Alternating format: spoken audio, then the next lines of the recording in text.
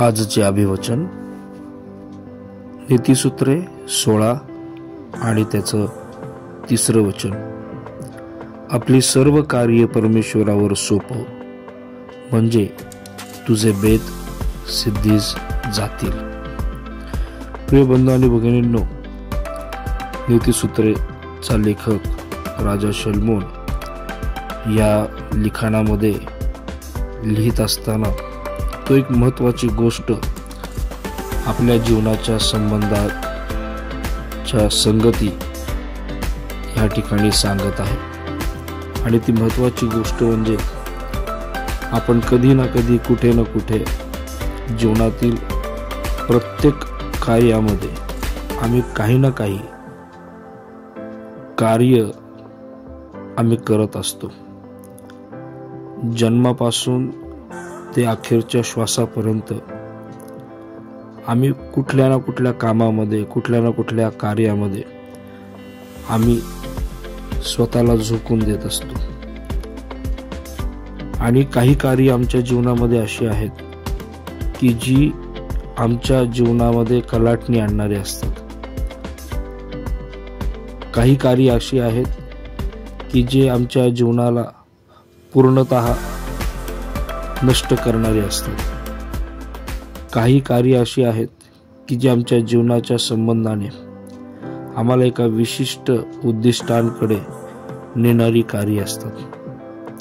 देवाचं वचन आज तुम्हाला आणि मला आज एक स्मरण देत आहे, आणि ते म्हणजे आमच्या जीवनामध्ये असणारं प्रत्येक कार्य हे सर्व समर्थ परमेश्वराच्या हातामध्ये सुपूर्त करून देणं. आणि म्हणून हा नीतिसूत्रेचा लेखक या ठिकाणी म्हणतो, आपली सर्व कार्य परमेश्वरावर सोप. आम्ही आहे त्या परिस्थितीमध्ये देवाची इच्छा काय आहे याचा विचार करून पूर्ण विश्वासाने, निस्वार्थपणे आम्ही आमची कार्य सर्व समर्थ परमेश्वराच्या हातामध्ये सुपूर्त करणं गरजेचं आहे. अनेक वेळेस आम्ही आमच्या परिस्थितीमध्ये देवाची इच्छा काय आहे याचा विचार न करता अनेक वेळेस अविचारपणाने, बेपर्वाईने किंवा एका कुठल्या तरी कमकुवत किंवा फाजील अशा आत्मविश्वासाने आम्ही योजना आखायला सुरुवात करतो किंवा कृती करायला सुरुवात करतो. आणि त्याच्यामध्ये आमच्या जीवनामध्ये कळत न कळत त्या ठिकाणी नकारार्थी गोष्टी होऊ लागतात. नेगेटिव्हिटी तयार होते. अनेक वेळेस केलेल्या कार्याचे रिझल्ट्स जे आहेत किंवा परिणाम जे आहेत हे नकारार्थी आमच्या जीवनामध्ये येऊ लागतात.